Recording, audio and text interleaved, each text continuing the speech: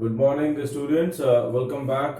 In the last classes, we were discussing introduction to Euclid geometry. In the first class, we have discussed introduction. In second, we were discussing axioms and postulates. Right? In the third class, some few question also we have discussed in the last class. And today, we will discuss question based on Euclid's axioms and postulates. Might be, and I hope you have learned all the axioms and postulates as I give you as a homework, and some few questions also I sent you in assignment, right? So here I am starting some few questions here. These are the questions from your exercise, and I am going to explain you all what are they, how to do, what is the solution, and all that, right? Now see here this question, one question also I write here, and you see what is the meaning of this question. The question saying is that we consider two postulates given below. It is a question of first exercise in CRT class 9 textbook. And given these are the two postulates you have taken, right, given below. Given any two distinct point A and B, there exists a third point C which is in between A and B. It's very simple language it is mentioning here, and you understanding कि A and B दो point हैं, right, और जो आपका third point है that is C which lying in between. Okay, C जो point है जो आपका ए बी के बीच में लाई कर रहा है. अब ये लाई कर रहा है यहाँ पर, बट क्वेश्चन में ये इस पोस्टुलेट्स पे मेंशन नहीं है कि वो जो सी पॉइंट है वो ए बी की जो लाइन आप ड्रॉ करेंगे, मतलब यहाँ पर ये मेंशन नहीं कि आप जो लाइन ड्रॉ करा तो सी पॉइंट कहां पर है ये नहीं मेंशन है कि उसी लाइन में मेंशन है या लाइन में मेंशन नहीं है, राइट. कुछ ऐसे दो इसमें एजम्पशन बनेंगे. आप सेकेंड पॉइंट देखिए, इसमें लिखा हुआ है there exist at least 3 points that are not on the same line. Meaning is that ABC they are not in straight line. ठीक है, मतलब ABC आपके कोलिनियर नहीं है. हो सकता हो आपका जैसे आपका ये A है, ये पॉइंट B है, ये पॉइंट आपका C जो मैंने ऑलरेडी वहां पर ड्रॉ किया था. ठीक है. अच्छा, अब इस पर क्या क्वेश्चन आ रहे हैं. अब इन दो पॉइंट्स पे तो हमारे 3 क्वेश्चन यहाँ पर राइज हो रहे हैं. मेरा फर्स्ट क्वेश्चन ये है, do this postulates contain any undefined term, right? And क्या कोई इसमें undefined term है? तो इसमें देखिए आप ये axiom लिखा हुआ है. फर्स्ट axiom था कि एक third point C which is in line between A and B, right? And second point which state there are at least three point they are not on the same line. ठीक है. अब इसके अंदर आपको दो पॉइंट मिल रहे हैं. The first point is line and the second point is a point. They are the undefined term. ठीक है. जैसे कि line क्या है? A line which is breadthless, and a point is that which has no part. It is the definition of line. Okay. तो undefined term कैसे इसको बोलते हैं, क्योंकि अगर किसी definition के अंदर कोई और term आ रहा है उसको define करना है तो उसको हम assume कर लेते हैं कि वो इसकी definition है. हम लोग assumption कर लेते हैं. तो ये मैंने इसको एक्सप्लेन किया, और लास्ट क्लास में मैंने लाइन एंड पॉइंट की आपको डेफिनेशन भी स्टेट किया था. ओके. अच्छा, अब इसमें देखिए मैंने इसका आंसरिंग किया है. आंसरिंग मैंने क्या किया है, अब इसमें लिखा हुआ है कि आज मेरा फर्स्ट क्वेश्चन सॉल्व हो गया. Do these points contain any undefined term. The answer is undefined terms are line and point. Yes, answer is yes, and the points are line and point. Okay. Next, are these postulates consistent, right. Class मैंने discuss किया था what is the meaning of consistent here. Consist का मतलब ये होता है, अगर आप कोई भी दो स्टेटमेंट लेते हैं, अगर दोनों का स्टेटमेंट का मीनिंग, राइट, एक दूसरे से डिफर है, यू से these statements are consistent, right. और अगर दोनों का मीनिंग सेम है, डिपेंडेंट है, तो आप बोलेंगे वो दोनों स्टेटमेंट जो है वो कंसिस्ट नहीं होंगे, they will be inconsist. Okay. So here हमको चेक करना है क्या ये दो स्टेटमेंट आपस में कंसिस्ट हैं या इनकंसिस्ट हैं. तो as I mentioned here, both the postulates are consistent because they represent two different meaning, two different situation. देखिए, फर्स्ट मीनिंग ये है कि C पॉइंट आपका लाई कर रहा है A के बीच में, राइट. एंड सेकेंड मीनिंग ये है, सेकेंड मीनिंग आपका ये है कि जो आपका C पॉइंट है ABC, they are not in straight line. तो दोनों का मीनिंग डिफर है, both having a different meaning, right. अच्छा, अब देखिए डिफरेंट सिचुएशंस क्या है. जो आपने सिचुएशन लिखा है, तो मैं इन सिचुएशन को मैंने अपने वर्ड लैंग्वेज में यहाँ पर एक्सप्लेन किया है। अब मैंने जो आपका फर्स्ट पॉइंट है मैंने उसको एक्सप्लेन किया। Says that given 2 point there is a point C lie on the line in between them, right. तो आपका ये फर्स्ट पॉइंट हो गया। और जो इसकी सेकेंड मीनिंग है which says that given A B you can take C not lie on the line through A B. So class ये क्लियर हो गया कि दोनों जो पॉइंट हैं, दोनों जो पॉइंट्स हैं, they are what, they are consistent. दोनों का मीनिंग डिफरेंट है जो मैंने आपको ए एंड बी दोनों पॉइंट में एक्सप्लेन किया, right. Now come upon the next question, do they follow from Euclid's postulates, explain them, right. Explain करना है इसको। तो यहां पर देखिए क्वेश्चन लिखा हुआ है बोथ, अब मैंने इसका आंसर यहां पे लिखा हुआ है both these statement do not follow Euclid's postulate, however they follow from Euclid's axioms।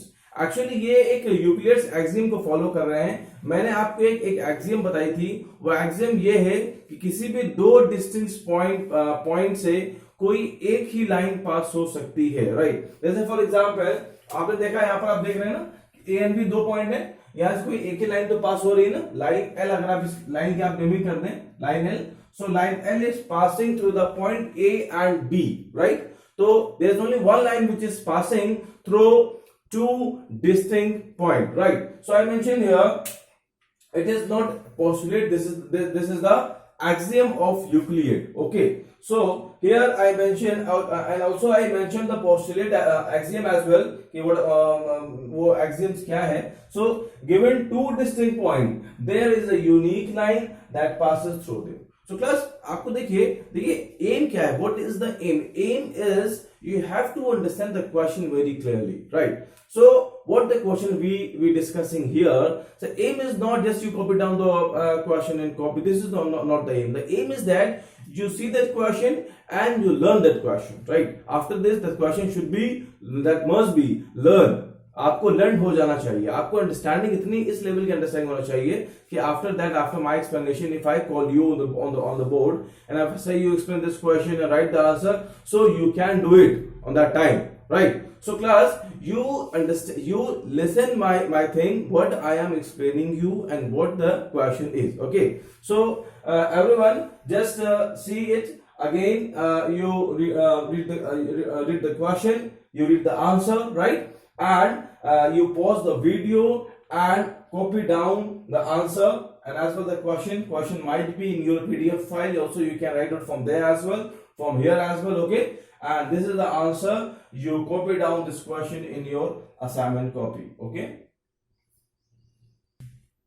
Class 1 question also I am taking here. The next question, if a point C lies between the 2 points A and B such that AC is equal to BC, then prove that AC is half of AB, explaining this question by drawing, right? Now this is a very simple problem and it's a very obvious problem. If you draw this figure, when I draw this figure on whiteboard, then you will see sir, this thing is quite very much obvious.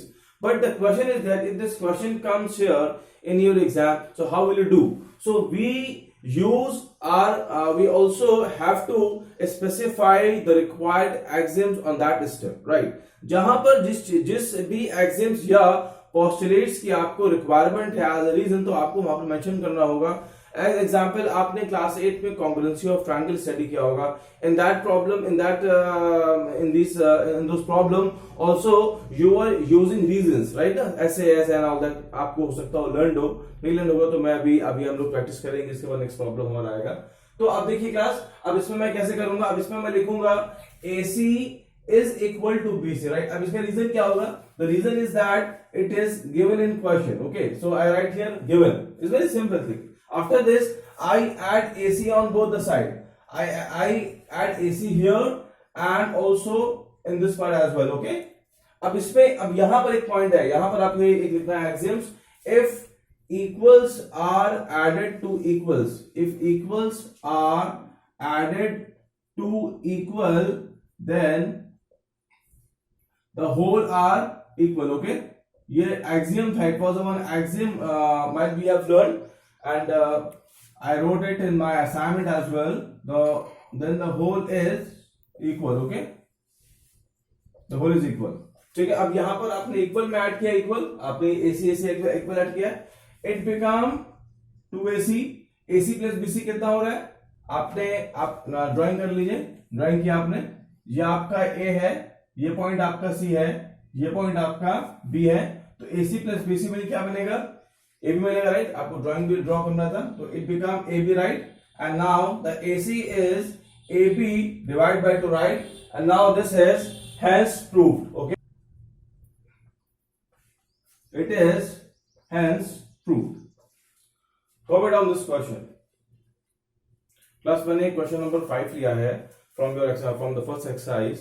So and this is the question 4 में in question number 4 जो आप पे था उसमें एक C था, वो AB का मिड पॉइंट था। इस क्वेश्चन नंबर 5 में ये है, इसमें आपको प्रूव भी करना है, मैंने लेट किया है C is the mid point of AB, right. अब क्वेश्चन क्या है, स्टेट कर रहा है, क्वेश्चन कह रहा है every line segment has only one and one mid point. This is the very much obvious thing is that किसी भी एक, फॉर एग्जांपल आप देख रहे हैं एक लेंथ है, it is our line segment, इस लाइन सेगमेंट का ये एक मिड पॉइंट होगा, खाली एक ही तो मिड पॉइंट होगा।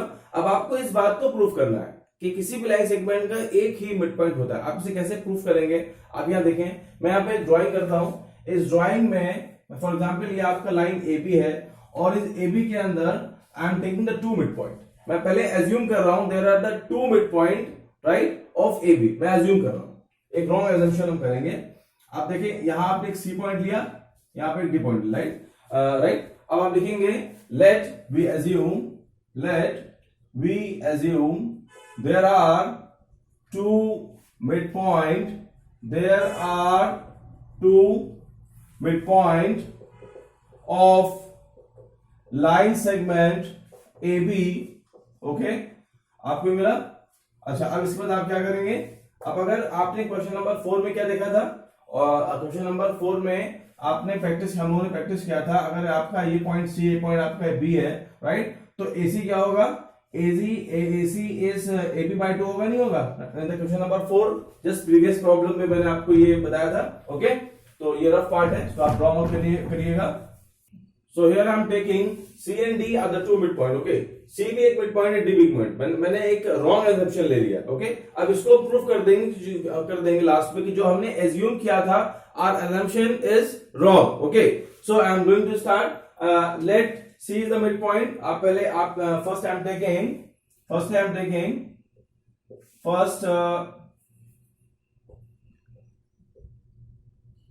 आप देखेंगे C अगर मिड पॉइंट है तो क्या होगा, अगर आप लेंगे AC is equal to BC, अगर C मिड पॉइंट आपने लेट किया है, ठीक है, तो आप इसको लिखेंगे, अब यहां पर हो जाएगा AC is 2 times AC is half of AB, okay, होगा नहीं होगा। आप 2 को मल्टीप्लाई करेंगे तो क्या मिलेगा आपको, it is become 2AC is equal to AB, right. And secondly हम लेंगे, सेकेंड हमारा ऑप्शन है वो ये है कि D मिड पॉइंट है, तो आप लेंगे AD is equal to DB, okay. मैंने अब यहां मैंने क्या अज्यूम किया है, सेकेंड पॉइंट पे D is the mid point of AB। अब इसे क्या मिलेगा, अब इसे आपको मिलेगा AD is equal to AB by 2, आप AB को हाफ करेंगे तो DB होगा, तो इसके अकॉर्डिंग ये होगा, इसके अकॉर्डिंग ये होगा, राइट। यहां क्या मिलेगा आपको, 2 times of AD is equal to AB।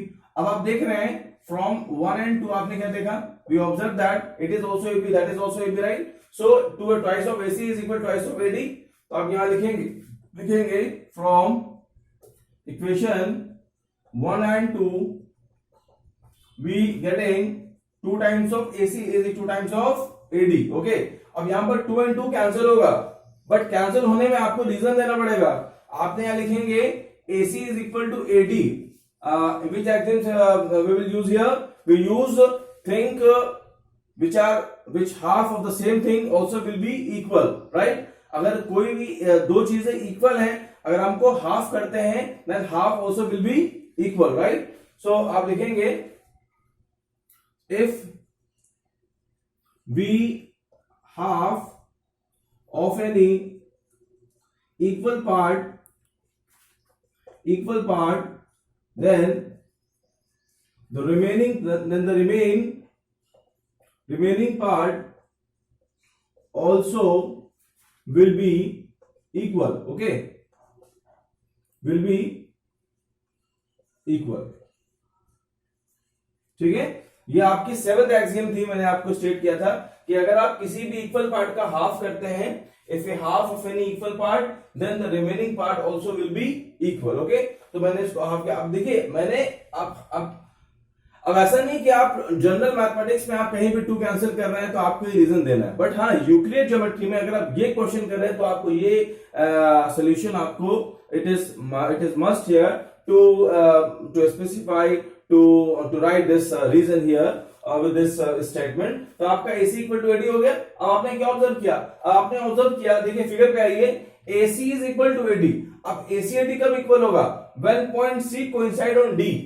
जब C पॉइंट D पर कोइंसाइड करेगा तो आपको ये मिलेगा। तो हमको इक्वेशन क्या दे रही है, AC is equal to AD, तो आप क्या लिखेंगे, इंप्लाइंग दैट, हम क्या मिल रहा है, implying that C and D, point C and D are coinciding, point C and D are coincide. अब जब ये पॉइंट कोइंसाइड कर रहा है, राइट, पॉइंट अगर आपने कोइंसाइड कर लिया, अब कोइंसाइड करने में क्या हुआ, तो खाली आपको एक ही तो मिड पॉइंट मिल रहा है ना। हमने 2 मिड पॉइंट लिए थे बट हमें लास्ट में क्या मिला, एक ही तो mid point. C and D तो सेम पॉइंट हो गया ना। अब C एंड D अगर सेम पॉइंट हो गया है तो आप यहां क्या लिखेंगे, आप यहां रीजन देंगे finally, our assumption is wrong, जो हमने एज्यूम किया था वो गलत है, our assumption is wrong and आप लिख देंगे फाइनली हेंस, आप इसमें लिखिए hence every line segment has only, every line segment has only one, has one and only one, has one and only one, has one and only one midpoint, right? So class, you copy down this solution, okay, and you pause the video and write it in copy. Number 6 लिया है, इसमें आपको एक figure mention है, यहाँ पर given है एक AB लाइन सेगमेंट है, B and C 2 पॉइंट है, राइट, और क्वेश्चन में मेंशन है AC is equal to BD, meaning is that कि this AC part is equal to BD, right. So I just simple what I'll do, I remove BC. If you remove BC from this segment, then what we will get, AB is equal to CD, right? This is a very simple thing, right? You might be able to understand it. So how will we do is this thing is given here, right here, AC is equal to BD, and the reason is given, okay, it is given the questions, it is the reason, and now after this I expand, I split in the 2 part. In the AC also I'll write AB plus BC, okay, AC plus BC is AC and the BD is BC plus CD is BD, right? Also you can see from the figure as well, आपने AC को 2 part में लिखा है, AB और BC, और BD को लिखा है BC and CD, right? So as I mentioned here, after this क्या करेंगे, BC has cancel out, okay, और आपको मिल जाएगा AB is equal to CD। तो मैं क्या करूंगा, मैं करूंगा subtract BC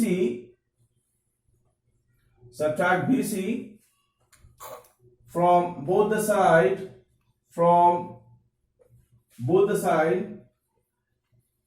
क्या मिलेगा आपको, अब आपको क्या मिलेगा, AB plus BC minus BC and BC minus BC plus CD, right? So it is cancelled out, which this side which gives you AB, this part is CD, right? It is proved here, right? Simple. Now it is hence proved. Copy down this solution.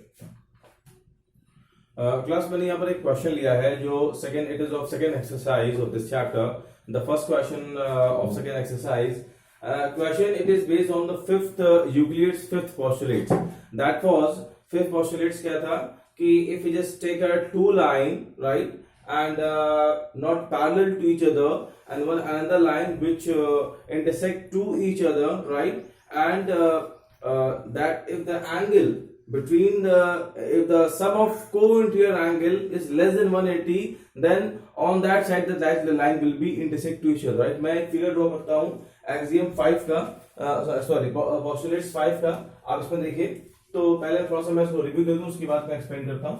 तो you see जैसे I am small figure I am framing here, तो आपने ये दो line लिया, right, and take one another line. तो अगर इन दो एंगल का सम लेस देन 180 डिग्री है, sum of these two angles if it is less than 180, then in this side line will be intersect to each other, right? ये था ना postulate 5। अच्छा, अब क्वेश्चन क्या है? Question is state that how would rewrite Euclid's 5 postulate so that it would be easier to understand। Simple क्या state कर रहा है? सिंपल ये स्टेट कर रहा है, देखिए अगर आप इसको कन्वर्स पढ़ें, कन्वर्स क्या होगा, अगर इन दोनों एंगल का सम लेस देन 180 है, then the line will be intersect to each other, right? और अगर इसमें दो एंगल का सम is equal to 180 है, if it is equal to 180, then line will be parallel to each other, right? आप figure draw करिए।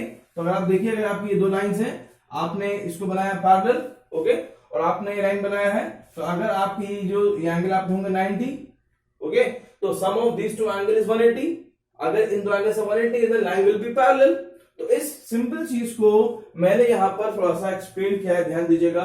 You don't just focus on कि इतना लॉन्ग कैलकुलेशन है, क्या करें, कैसे करेंगे, कैसे अंडरस्टैंड होंगे। सिंपली आप खाली बात हमारी समझ लीजिए कि बात हमारी क्या, राइट? इस लैंग्वेज में अगर आपकी लैंग्वेज थोड़ी डिफर भी करती है तो कैसा इश्यू नहीं, बट हाँ मीनिंग सेम होना चाहिए, ओके। देखिए इस क्वेश्चन मैंने क्या किया है, थोड़ा सा मैंने इसमें कुछ पॉइंट्स लिखे हैं, पॉइंट्स को आप देख लीजिए। पहला इसमें मैंने एक फिगर ड्रॉ किया है, तो मैंने दो लाइंस लिया, line M and line L, okay. यहां पर एंगल 90 है, यहां पर एंगल 90 फॉर्म हो रहा है। तो अगर जब ये एंगल आपका 90 फॉर्म हो रहा है, मीनिंग इज दैट कि लाइन आपकी होंगी पैरेलल टू ईच अदर, इस तरह से जैसे मैंने आपको यहां पर एक्सप्लेन किया, ओके। तो अब यहां पर मैंने लाइन एल को यहां पर लिया एंड लाइन एम को मैंने फिर से यहां पर ड्रॉ किया, और एक यहां पर मैंने एक पॉइंट पी ले लिया, राइट। अब देखिए यहां पर जो पॉइंट पी है ये एम से पास हो रहा है, ओके, और लाइन एम लाइन एल से it will be never intersect to each other because both are parallel, okay. तो आपका जो पी पॉइंट है ये एम पर रहेगा, ये एल पे तो आ नहीं सकता है, क्यों? क्योंकि लाइंस दोनों पैरेलल है, राइट। अगर आप देखें, आपने ये दो पेन्स लिए, if they are parallel to each other so they never intersect, okay. अब देखिए यहाँ पर मैंने क्या लिखा, अब इसी जो मैंने आपको एक्सप्लेन किया, बस मैंने इसको यहाँ पर लैंग्वेज में सिंपली एक्सप्लेन कर दिया। क्या स्टेट किया मैंने? There exists a pair of straight line which are parallel only when, क्या कंडीशन है?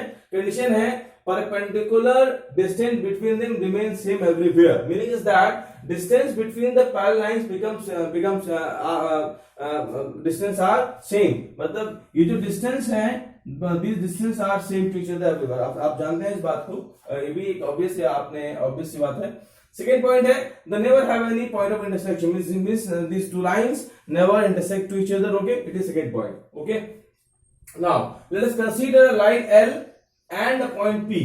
आपने लाइन L लिया एंड पॉइंट P लिया, अब आप देख रहे हैं line outside the line L, then there is this unique line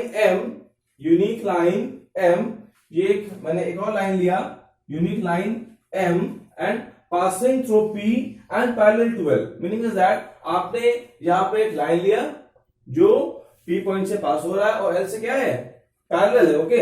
अच्छा, if we measure the distance between the two lines L and M, we find that it is same for between 2 points lies on L and M respectively as shown in the figure। इस simple मैंने क्या explain किया कि यहाँ पर अगर आप distance की मेजर करेंगे तो distance will be same, right. अब आप क्या देख रहे हैं कि एक सिंपल सी बात है वो बार बार रिपीट हो रही है। वन टाइम मैंने आपको यहाँ रिपीट किया, वन टाइम यहाँ रिपीट किया, वन टाइम मैंने यहाँ रिपीट किया, थर्ड टाइम फोर्थ टाइम मैं यहाँ रिपीट कर रहा हूँ, बट ये मुझे पर टॉपिक आपको एक्सप्लेन करना है, ठीक है ना। तो ये क्वेश्चन होता क्या क्लास, इस क्लास 9th लेवल पे प्रॉब्लम ये होती है, आप उस चीज को अंडरस्टैंड कर रहे होते हैं but you sometime you not finding the way to express that, this is the one problem.